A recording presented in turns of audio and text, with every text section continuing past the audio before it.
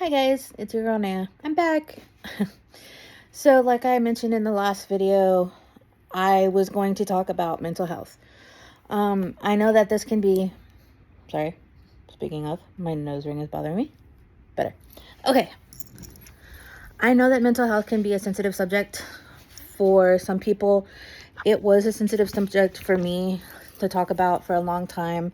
I've had people tell me that like mental health isn't real, depression isn't real, ABC isn't real. You just need to fix it. Stop acting like that. Get yourself in order.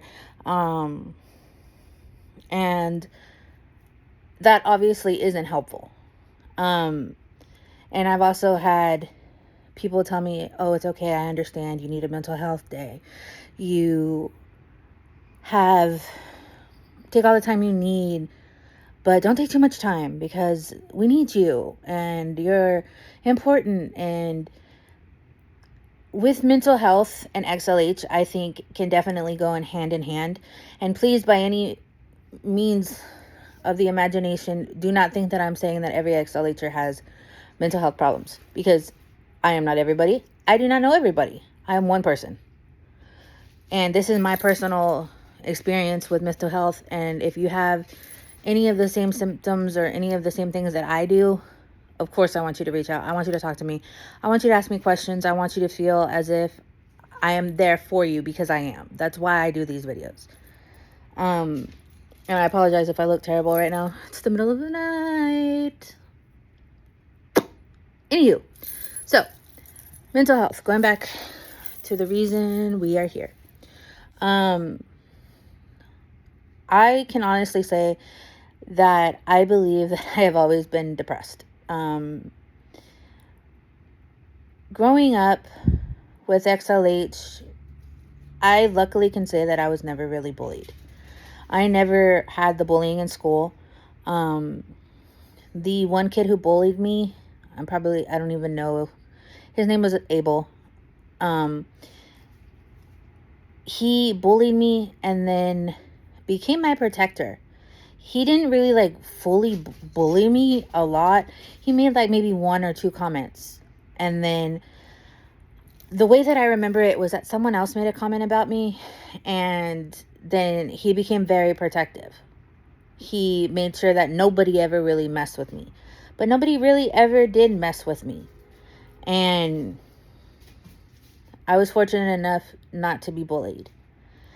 And I can say that if I was, it probably would have affected me greatly. I've always had that mentality to where I care what people think. And when I say that I was never bullied, I mean like in school by other peers. I still have people constantly, oh my God, you're so bow-legged. Oh my God, what are your scars from? Oh my God, you're in a wheelchair? Oh, pobrecita. Mija, I'm so sorry. Oh my God, can I pray for you? And I'm not saying anything about any of these people. I am just simply stating what they say, what I've heard. Not trying to say anything about anybody. These are literally the words and the phrases and the things that I've been told. But then I've also turned around and been told that I'm being punished by God. That if I wasn't such a sinner, that I wouldn't be bow-legged, or that I wouldn't have had to need these surgeries, or that I am an abomination in the eyes of God and I must be punished, and my punishment is in the form of having XLH, and the A, B, and C are the reasons why. I've been told so many things in my life that it's hard not to let these things affect me. And when I started having surgeries, and again, my personal stories, these are my personal things that have happened to me in my life with my family, and it could be the same with you. It cannot be. Please do not attack for the words that I'm saying. These are my personal stories. But anyway, I started having surgery when I was 10 years old. But before that, I believe wholeheartedly, and my parents can attest or detest these words that I say, that they put me into karate because I had some major anger issues that I had to work through. I was a terribly older, jealous sister to my little brother who does not have XLH. And I treated him very badly. I was very jealous of him. I saw him as a perfect child. And it wasn't fair to me that he was able to do all of these things and I wasn't. And so I believe my parents put me into karate to try to lower my anger, lower my frustration, and meanness. Because I was mean to him. That's just how I was. And did he deserve that? No, but that's another story. And in doing so, I do believe that karate changed my life. It did help me with my anger. It helped me with a lot of things, but then I also lost my ability to do karate. Yes, at one point, I was a tiny little badass. I became a different person when I put that uniform, that gi on. I became the youngest black belt in the state of Texas at the age of 10. I had grown men's respect. I was able to make a difference in being that tiny little fighter. And then came the time where I had my surgery, and my first surgery. And then I had my second surgery. And then I had my third surgery. And it got to the point where I couldn't be that little badass anymore. I couldn't fight anymore. I couldn't kick grown men's ass anymore. And as I like to say, that was the first time that I lost myself. I lost who I was. My father, even to this day, loves to brag about how I trained Jackie Earl Haley, Warshak, or Bad News Bears, Semi-Pro, that guy, that actor. I trained with him, and I showed him things. And yes, it is fun to brag about that. And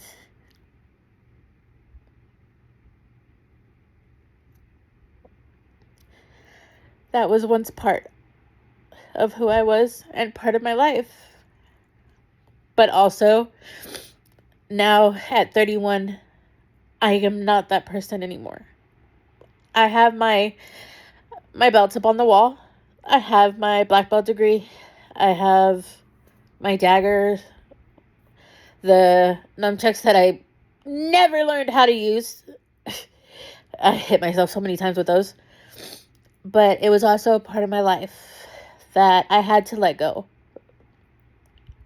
And this is nothing towards my father, my mother, anybody, but I am no longer that person. I honestly don't know who that person is anymore. I was 10 years old. And in doing so, when I first lost myself, I had no idea who I was anymore. I had to fight to even figure out who I was. What I wanted to do, what I wanted to be in life.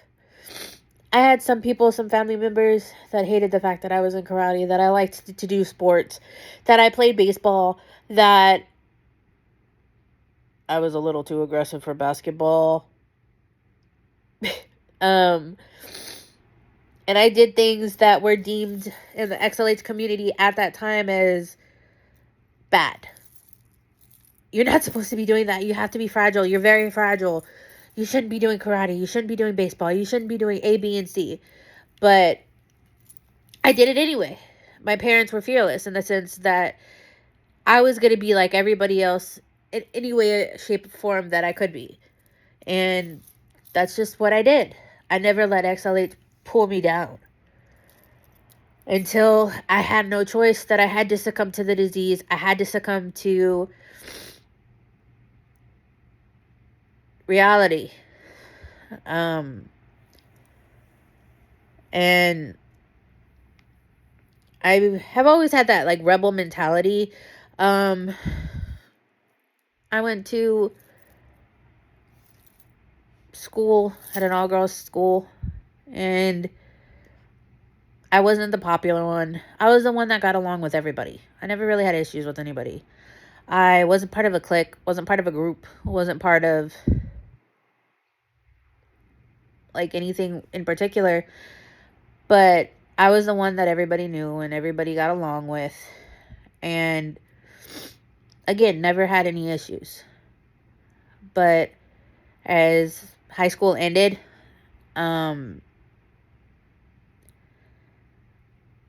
so-called friends I lost. I had my fourth and fifth surgery. I had to take a semester off after I graduated. Fourth surgery to go to college, just to adjust. And I lost a lot of friends. I became alone. And so I had to fight that depression with that as well. Oh, friends till the end. Not when you're in a wheelchair and can't go clubbing or drinking.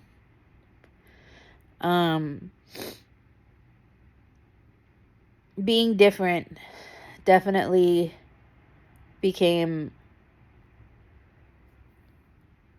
apparent as I became an adult and as I became older, and realizing that, oh, I'm not that girl that can go clubbing. That shouldn't be the word that I use. Didn't want to. I just that never appealed to me. I never wanted to be a person in a wheelchair at a club. Oh yeah, I love music and I love to jam. But why am I going to be there? You know, like that was just my mentality. And because of that, even though they never really said it to my face, that's the reason why I lost a lot of friends. And I don't have a lot of friends now. And the people that are my friends have been friends from childhood. My friendships, who knows? The so-called friends that are no longer in my life, I guess obviously just weren't meant to be. And so I've always struggled with that. And then I became a coach. And I like to say that those girls saved my life. Because I had no idea what I was doing. I had no idea where I was going in life. I couldn't finish school. For reasons. I loved being a coach. It was an amazing 8 years. I saw these girls grow. The ones that were with me in the beginning just graduated, and I got to be a part of that. And I can never thank those girls enough. But like so many other things, it had to end. And I became very upset, very bitter, very hurt. And I lost myself again because I wasn't coaching. So what am I going to do? Like, that was a part of my life. Every single day, I gave 110% to those girls, not that school. I could give a shit about that school. But I gave everything I had and more to those girls. And boys, I can't say anything. There were boys at times. And being their coach meant the world to me. And those girls are still in contact with me. Those girls are my kids. I don't have children. I have cats. But those kids were my kids. I would have done anything and everything in the world for them. And when that ended, I went down a rabbit hole. And it was very tough mentally for me. I felt useless. I felt that since I wasn't coaching anymore, who was I? What was I? And I'm sure that I don't want to say everybody, because then somebody will come at me and be like, no, it never happened to me. So I'm sure that some people have had that happen to them where they just Don't know why they're here. And in all of this, my pain was getting worse. I have extreme pain in my back. I have pain in my legs. I have pain everywhere. But I was able to put that aside to be a coach. I know that may not make sense, but my life at that point was to be a coach for these girls. It didn't matter about me. It didn't matter about my pain. It didn't matter as long as those girls had what they needed and what they wanted at that time. And I guess, and I'm not saying it as an excuse, but I can't think of another word. It was like, because I was coaching these girls, I didn't give myself the permission to feel the pain. And now that that was gone, it was just there all at once, all the time. I didn't want to get out of bed. I have a reverse schedule and I'm working on it, but I would be up all night as I record this at 2 o'clock in the morning. I would be up all night and sleep during the day because that's just how I work and operate. My pain is worse at night, so I'm up at night. And because I'm up at night, that's when I work. Because I started making shirts and cups and other stuff, like a little hobby that I started. And I realized that, hey, these are actually pretty good. I could probably, sell these. And so then I started my teeny tiny little small business, Designs by Day, and realized that I made people happy with these little things that I made. And so that's the path I'm on right now. And it's hard. It's a struggle because sitting there hurts. Peeling these things hurts. Cutting these things hurt. But it gives me a purpose and it gives me something to do. And like I said in either this video or the last video, I have been on antidepressants ever since I was 16. I've been on Celexa. I've been on Zoloft. I've been on Xanax. I've been on amitriptyline. I've been on Ativan. I've been on Ambien. I was an Ambien shopper. I bought a rubber chicken. Don't remember buying a rubber chicken. So yeah, no, not on Ambien anymore. I've been on so many different antidepressants. But what I am on now is the 120 milligrams of the duloxetine, and then 150 milligrams of the extended release Wellbutrin, and 5 milligrams of Abilify. And those are daily medications that I take. I don't take anything else like Xanax or Ativan, Ambien, any of those medications anymore. Those are the 3 that I am on. If that changes in the future, I will try to keep you abreast to that. If you have any questions or concerns about these medications with Crysvita, as far as I know, no weird side effects. And I'm not saying that these are a cure-all. I still have my anger moments. I still have misophonia really bad, which is where I don't like the sound of people chewing or eating, even my own. I have PTSD from my surgeries and the removals, which I have talked about in other videos. I still struggle with depression daily. There are days when I just don't want to get out of bed. I don't want to do anything. It's just how it is. I have good days and I have bad days like everybody. And I am seeing a psychiatrist. I will soon start seeing a therapist as soon as I can find one. And if anybody has any recommendations, I am in the San Antonio area. There are a lot of XLHers here in Texas that I have found out. I will talk about that in another video. But yeah, so thank you so much for watching. If you have any questions, concerns, statements, please feel free to reach out to me and I will do my best to accommodate. And again, thank you so much. Bye.